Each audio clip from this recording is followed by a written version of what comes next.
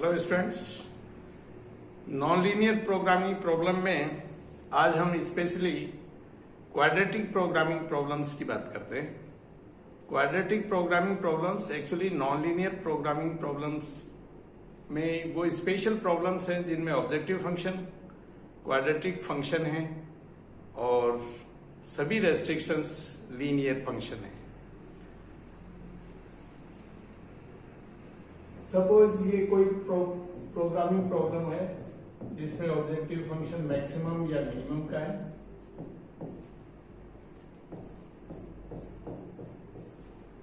And subject to restrictions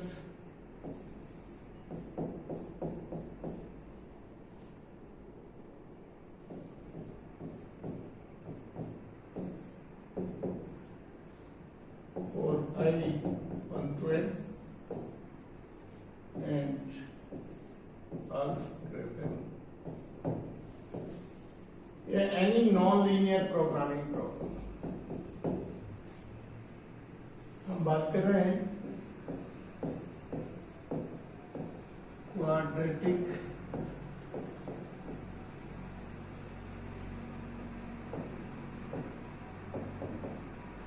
programming problems.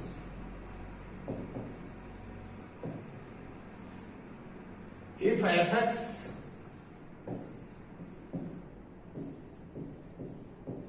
quadratic function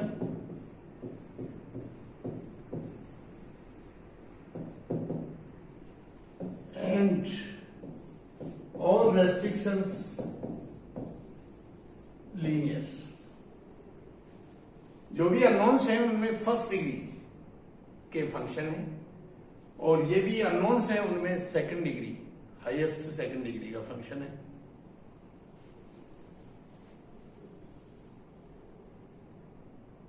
इसी problem को हम मॉडिफाई करें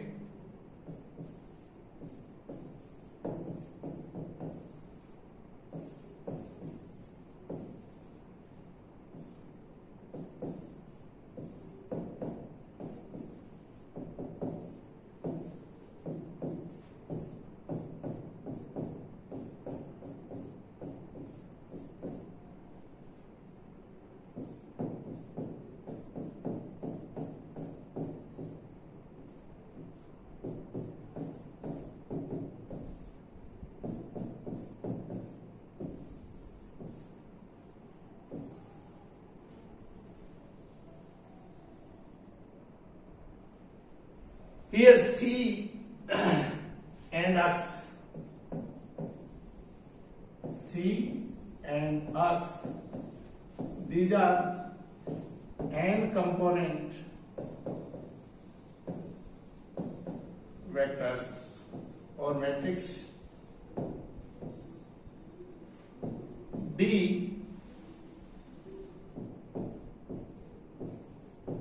symmetric matrix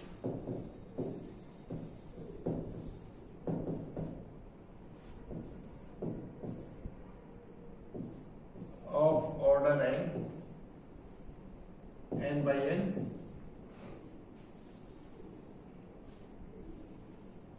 A n by n matrix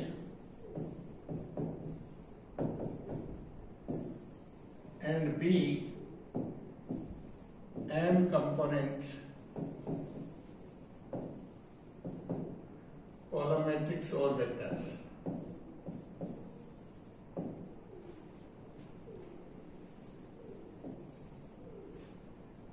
quadratic programming problem.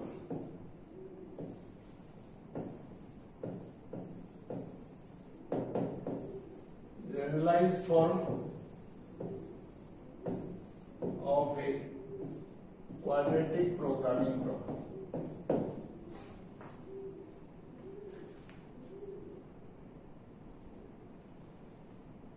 All restrictions here be n component vectors, so m restrictions, each restriction is linear in linear form and this one quadratic form, second degree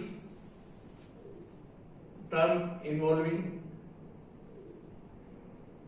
x transpose of x dx involving second degree term and cx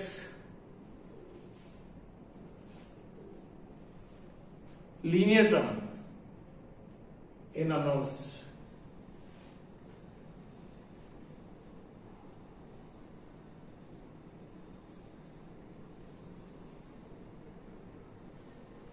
in problems को solve कैसे करेंगे? तो अब तक हमने classical optimisation theory discuss की है, जहां पर हम केटी कंडीशंस की हेल्प से भी नॉन लीनियर प्रोग्रामिंग प्रॉब्लम्स को सॉल्व करते हैं। वही थ्योरी हम यहां अप्लाई करेंगे। वॉल्फी मेथड यूज में रहते हैं। इस मेथड में हम फर्स्ट ऑफ ऑल जो भी क्वाड्रेटिक प्रॉब्लम है उसके लिए लैग्रांजियन फंक्शन लिखेंगे, देन केटी कंडीशंस लिखेंगे और केटी कंडीशंस को हम सॉल्व करेंगे।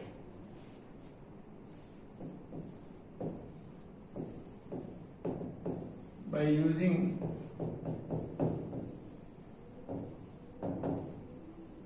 KT conditions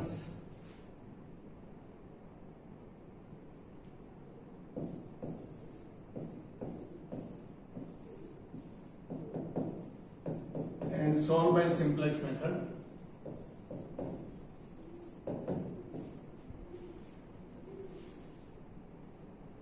So कोई प्रॉब्लम हम कंसिडर कर रहे हैं, इसमें ऑब्जेक्टिव फंक्शन क्वाड्रेटिक है, first degree term, first degree, second degree, second degree and second degree term, और कंस्ट्रेंट्स लीनियर है वेरिएबल x1 x2 में। ये एक क्वाड्रेटिक प्रोग्रामिंग प्रॉब्लम है। प्रॉब्लम को हम सॉल्व करने जा रहे हैं, solve by Wolfe method.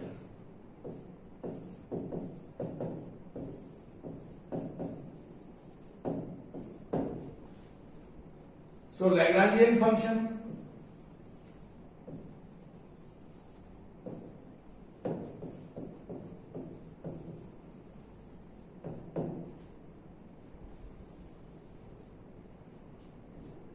L equal to minus tan x1 minus 25 x2 plus tan x1 square plus x2 square plus 4 x1 x2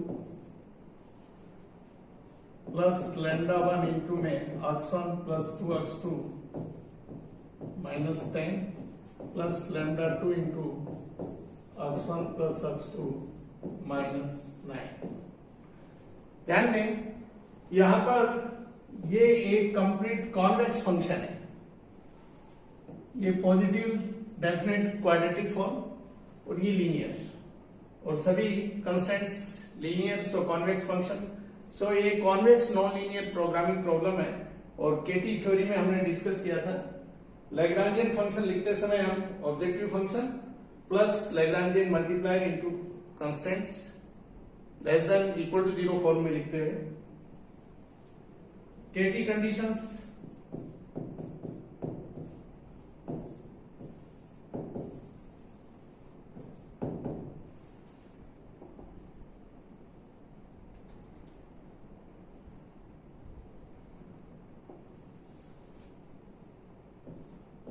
del L by del x1 equal to minus 10 plus 20 x1 plus 4 x2 plus lambda 1 plus lambda 2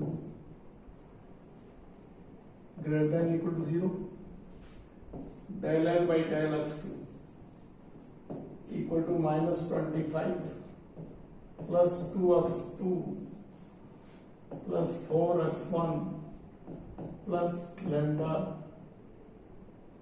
2 lambda 1 plus lambda 2 greater than equal to 0, and del L by del lambda 1 equal to x1 plus 2x2 minus 10 less than equal to 0, del L by del lambda 2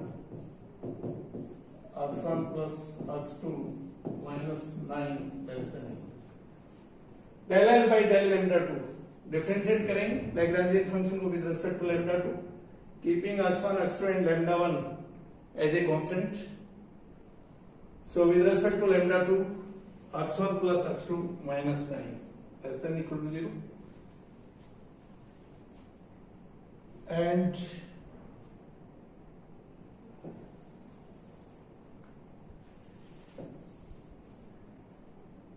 KT conditions args1 into del L by del args1 equal to 0, args2 del L by del args2 equal to 0, lambda 1 del L by del lambda 1 equal to 0, and lambda 2 del L by del lambda 2 equal to 0.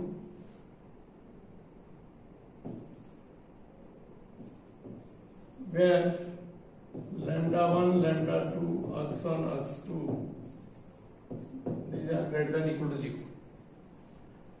इन्हीं KT conditions को अगर हम modify करें, first of all in सब को हम by using slack और surplus variable equation की फॉर्म में लिखें तो लीजिए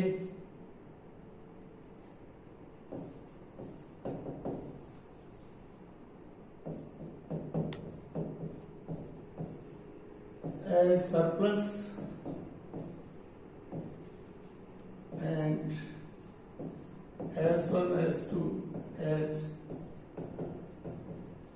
slack variables.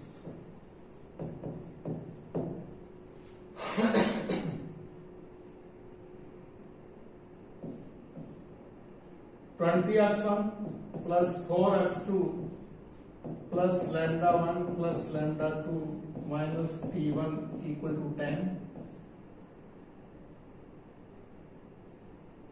2x2 plus 4x1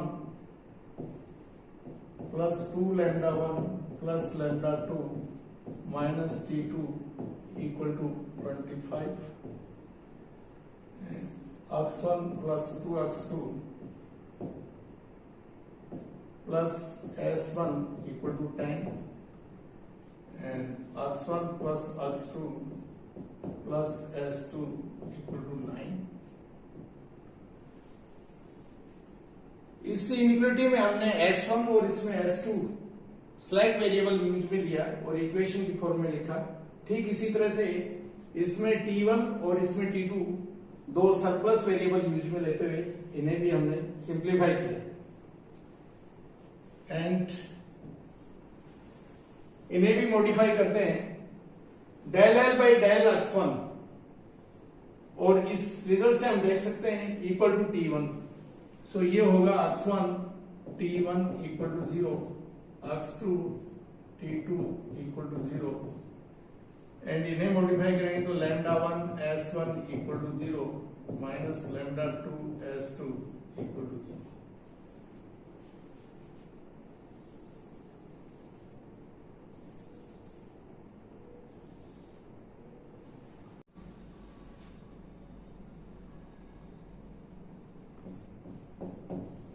Complementary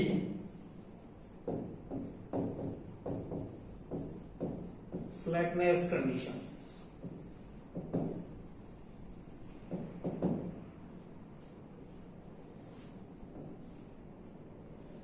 ये सभी लीनियर है, variable x1 x2 t1 t2 lambda 1 lambda 2 and s1 s2, where t1 t2 ये वेरिएबल यहां आप देख सकते हैं चार कंडीशन है। प्रॉब्लम को हम सॉल्व करने के लिए सिंप्लेक्स मेथड से सॉल्व करने के लिए और चार बेसिक वेरिएबल सेलेक्ट करेंगे, और बेसिक वेरिएबल उन्हें लेंगे जिनके क्वेश्चन कॉलम यूनिट मैट्रिक्स बना रहे हो। इस तरह के वेरिएबल्स में एक S1 वेरिएबल है जिसका क्वेश्चन 0 0 1 0 एंड दूसरा S2 है जिसका क्वेश्चन 0 0 0 1। सो एक 1 0 0 0 एंड 0 1 0 0, इस तरह से यूनिट मैट्रिक्स क्वेश्चंस कॉलम्स के लिए हमें दो वेरिएबल और यूज में लेने होंगे। सपोज V1 और V2 दो वेरिएबल हम फर्स्ट और सेकंड ये जो दो इक्वेशन है इनमें ऐड कर रहे हैं using V1 and V2 two artificial variables.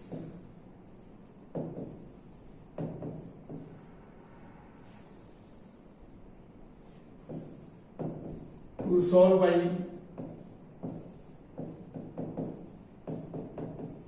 simplex method.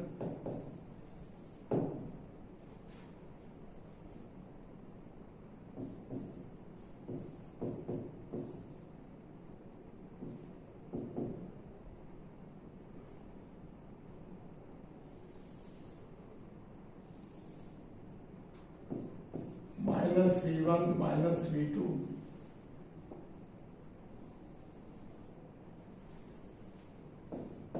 subject to condition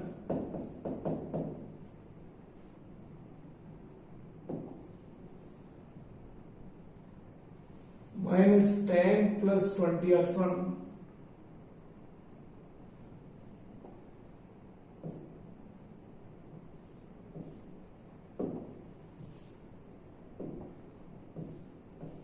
20x1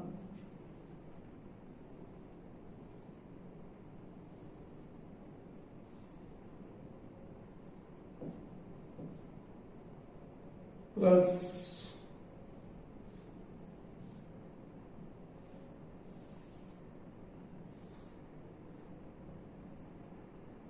4x2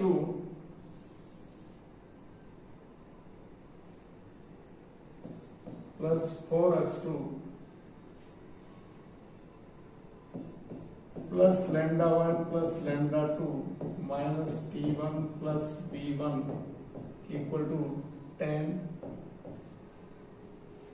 and 2x2 plus 4x1 plus 2 lambda 1 plus lambda 2 minus t2 plus b2 equal to 25 and x1 plus 2x2 plus s1 equal to 10, x1 plus x2 plus s2 equal to 9.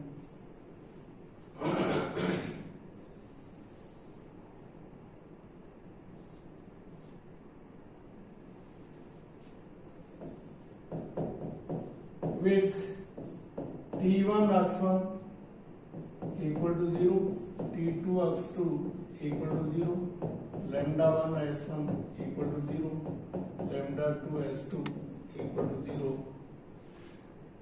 and x1, x2, s1, s2, lambda 1, lambda 2, t1, t2, b1, b2, these are greater than equal to 0. इस problem को हमें solve करना है। ये एक linear programming problem है जिसमें सभी वेरिएबल लीनियर फॉर्म में है। फर्स्ट स्टेज पर हम v1, v2 and s1, s2 इन्हें बेसिक वेरिएबल सेलेक्ट करेंगे सिंप्लेक्स मेथड से स्टार्ट करने के लिए। इन कंडीशंस को मेंटेन करेंगे।